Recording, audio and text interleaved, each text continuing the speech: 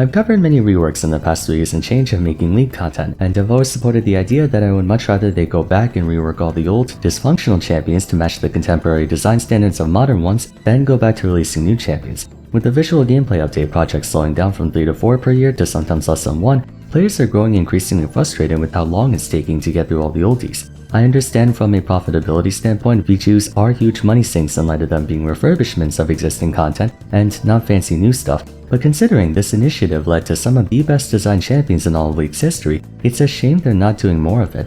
That being said, while the vast majority of VGUs have left their targets all the better from it, a number of them have made me question once or twice if the new version truly was an improvement to their situation, or if it was a mistake.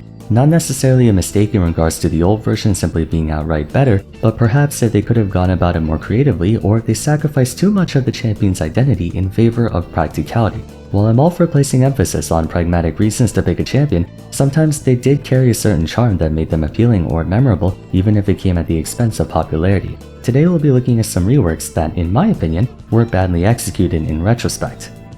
Before covering some old stuff, let's talk about some new stuff happening right now. This video is sponsored by Battle Crush, an upcoming 30-man PvP brawler action game beginning its early access release on June 27 and will be available on Steam, mobile, and on the Switch with cross-platform support so you can play across all types of devices. Battle Crush throws you and 30 other players into an arena, packing a ton of fast-paced action with a lot of players in quick matches. While running around the arena, you can find items and gear to help you survive and get stronger over time, making it a great party PvP type game. What keeps every round fast even with that many players is that the arena gradually breaks apart over time, forcing all remaining participants to get closer and closer together. During the Summer Games Fest that took place last week, they featured Battle Crush as well, and as you can infer from the trailer, it's a very digestible game with a ton of replayability.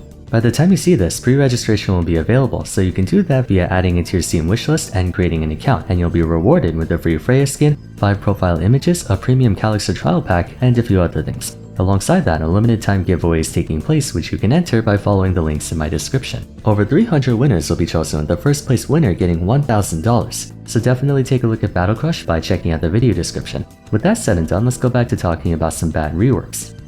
First and foremost, this guy should be on virtually everyone's list. Let's talk about Mr. Rework himself, Ryze.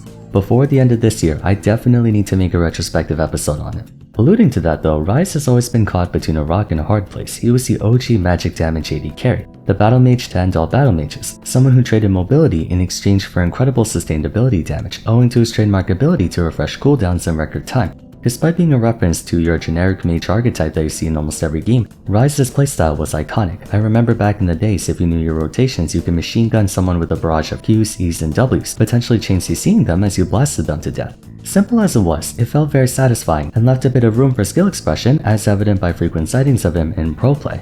Understandably, however, Ryze was difficult to bounce. His dual scaling off ability power and mana gave him extreme power spikes after his first few purchases, and with cooldowns being the only thing keeping abilities in check, his talent for having seemingly no cooldowns was a potential red flag. Combine that with his DPS increasing even with supposed durability items like Rod of Ages and Frozen Heart, you had someone who could face tank a lot of damage while simultaneously blowing up entire teams. I'm aware of the irony of this statement considering that feels like every battle mage in the modern era, but for his time it wasn't conducive to a fun balancing experience, making him either underwhelmingly weak or overwhelmingly strong.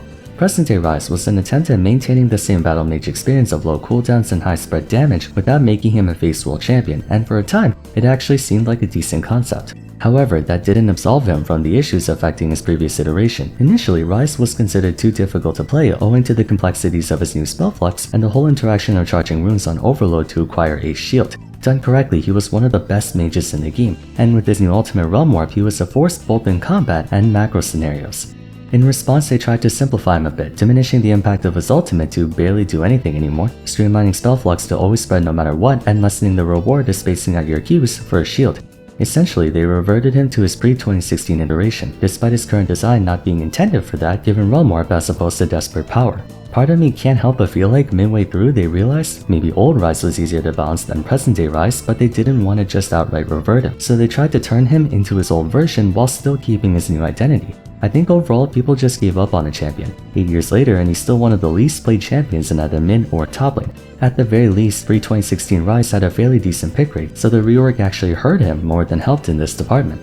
Next champion will be Kayle. I titled the retrospective trying to fix what wasn't broken, and the overall vibe I got from her VGU is that while I understand the premise of her rework, I feel like they got too carried away with giving her a new playstyle instead of modernizing her old one, which was already quite usable. Kayle's situation pre-rework is almost identical to Pantheon's. They had functioning gameplay and practical strengths to them that, when used properly, could result in a fairly competent champion, all things considered. It's just that her old gameplay didn't leave that much room for mechanical expression, and she felt very stat-checky, the same problem Pantheon had with his point-and-click Q, his passive blocking auto attacks, and whatnot. For 10 seconds after casting Righteous Fury, Kayle turned into a ranged champion, and her auto attacks did splash damage, kind of like a Tiamat passive. Towards the late game, if you manage to get 30 to 40% CDR, you could pretty much keep her ranged form active indefinitely, albeit at the cost of 45 mana per cast. Because of this, Kayle was treated as a marksman, and on many occasions built marksman items like Runon's Hurricane, only with a more AP-focused build like Nash's Tooth and whatnot. She would slow her priority target with Q, speed herself up with W, and take advantage of her hybrid damage and shred from her passive to do what every ADC does, being shooting them until they die. Overall, it worked, but left almost no room for nuance. You just pop her ultimate then spam right-click on your opponent. What she needed was some more interactive elements in her moveset, and to her VGU team's credit, they succeeded, somewhat. I like what they did with Radiant Blast, combining her old passive and Q together to where it was now a skill shot that could damage and debuff multiple enemies. I also liked what they did with the new ultimate, turning it into a damaging ability with a massive AoE in exchange for locking yourself out of basic attacks for a tiny bit. There was a legitimate incentive to use Divine Judgment as a teamfighting gauge tool for the damage and not solely as a means of protection. What kind of ruined everything for me was the new passive, making her next to worthless in the early game and especially during laning phase, where all she could really do is poke you with a singular ranged attack from Starfire Spellblade every so often.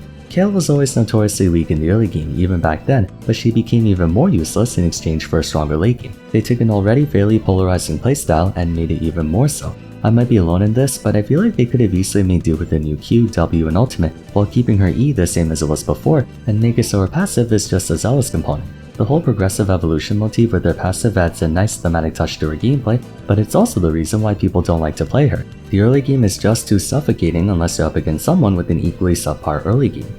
Next champion will be Yorick. Normally when it comes to reworks, you're in one of two camps. Either your old design sucked and your new design was also good and bad, such as the two I talked about just now where parts of their old and new design were both good. Yorick is the one champion whose current design sucks, yet his old design also sucks. In other words, he's in a problematic state right now where his gameplay is just abysmal, but his old iteration was just as bad if not worse. The central problem with Yorick in the modern day is that so much of his pressure is housed in something he doesn't have direct agency over, his Mistwalkers. He accumulates them as enemies die around him or upon last hitting a target with his Q, then he can summon ghouls to attack anything that moves. The only way he can control their actions is via Morning Mist, causing his ghouls to lunge a far distance if he tags an enemy champion, and the damage is quite significant. Problem is, that's the only way he can really control them, and sometimes though, there are moments where using Morning Mist can backfire, such as if your maiden draws aggro too, sending her into the enemy tower and thus dying. Turning his Mistwalkers into suicide bombers wouldn't be much of an issue if he can spawn them on demand like how Heimerdinger can with his turrets, but he can't. At the same time, so much of Yorick's power comes from overwhelming you through sheer pack size. By himself, he's incredibly weak. This is a leading cause of frustration with Yorick. He takes time to set up and get going, and even after he does, it can be difficult for him to control his minions to do what he wants them to do. Now his old version did allow him to spawn ghouls on demand, several of them in fact, but that was his entire gameplay, just summon ghouls and send them charging after you, slowly but surely chipping away at you through a long battle of attrition. For both iterations of Yorick, it's a matchup check. If you knew what to do and how to play around it, he would pretty much be a non-issue, but if you got impatient from all the harass and started charging at him without paying attention, you would get blown to pieces. I think summoners just don't really work in League unless you design a completely new interface or system that lets you manually operate them. If all summons can do is walk up to enemies and attack them, you really can't do a whole lot. That doesn't mean current Yorick is unviable, it's more that his gameplay has historically been awful, both versions. Old Yorick was just annoying to fight, while new Yorick fluctuates too much. At times he feels like the most useless champion in the game, while at other times, going full lethality and landing Morning Mist causes your ghouls to literally one-shot a squishy target. They can't find a middle ground on him considering half his power budget's in something that he cannot operate, but if they try to make him go from 50-50 to say 75-25, that actually ends up being worse for the champion since he's still only 75% of a typical juggernaut, while the ghouls can no longer serve as an X factor.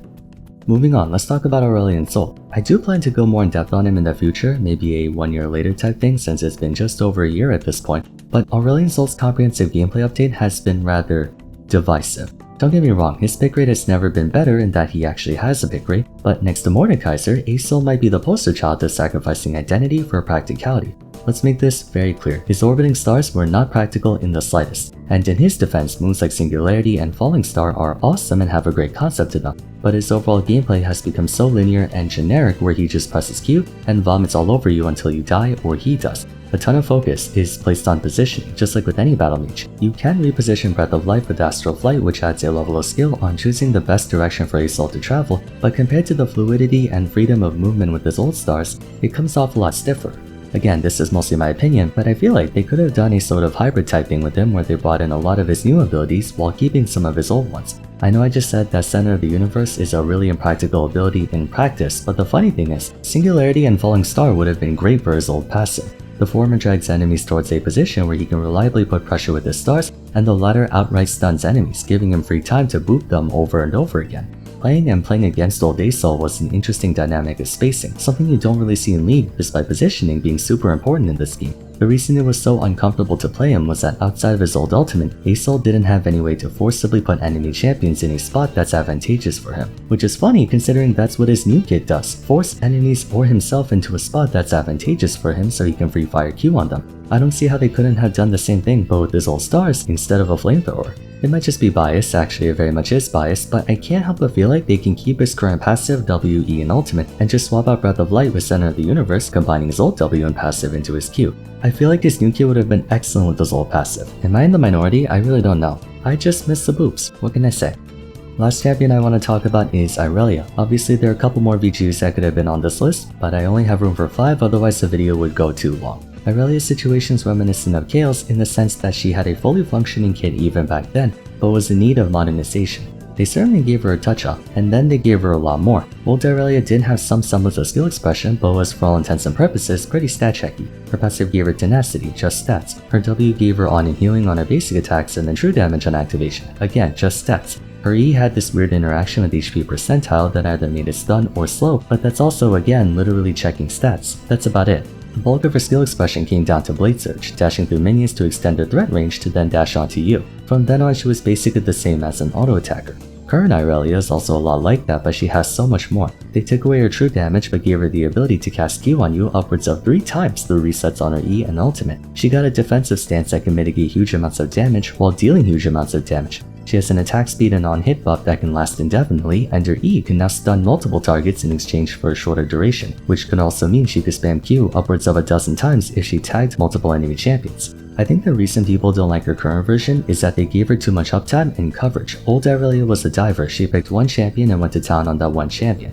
Then she would be sufficiently vulnerable while waiting for her Q and W to come off cooldown. New Irelia can dive on the entire enemy team, and after she finishes wiping out one target, she can keep attacking the next without skipping a beat. You used to counterplay her by staying away from low HP minions, but now even if you're fighting her isolated from any of the Q targets, she could still Q onto you 3 times, making it almost impossible to disengage from her. Irelia was so bloated, they had to strip away so much from her just to bring her to a fair point, and she still gets memed on for reaching full build with just a Vamp Scepter. The wiki still classifies her as a diver, but most people call her a skirmisher given her extreme DPS. I like what they did with her conceptually though, I just think that applicably she's a prime example of feature creep in Reworks, which is why I don't like how she turned out. Irelia only needed a few upgrades, not the entire damn store.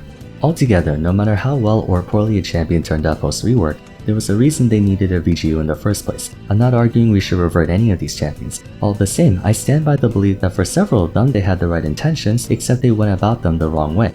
Maybe I'm just a sucker for nostalgia, but I appreciate what they did with champs like Rengar and Zac, where they realized they went too far with the rework and brought back some old abilities while keeping the new ones. Sometimes a champion doesn't need a huge reimagining to be functional. Characters like Xinjiao, who just got a new W, have become all the better from it. Though I can understand VGUs like Poppy, Nunu, and Urgot to an extent. Their old versions were beyond help. What do you guys think about the 5 I chose? Do you agree that they were poorly executed, or do you think they're fine as is? Feel free to share in the comments. For now though, if you enjoyed the video, it would be great if you could leave a like and subscribe. Don't forget to follow me on Twitter at VarsFarum, join my Discord server, and check out my Rework retrospective series if you haven't yet. But till next time, thanks so much for watching, and I look forward to seeing you again soon. Take care.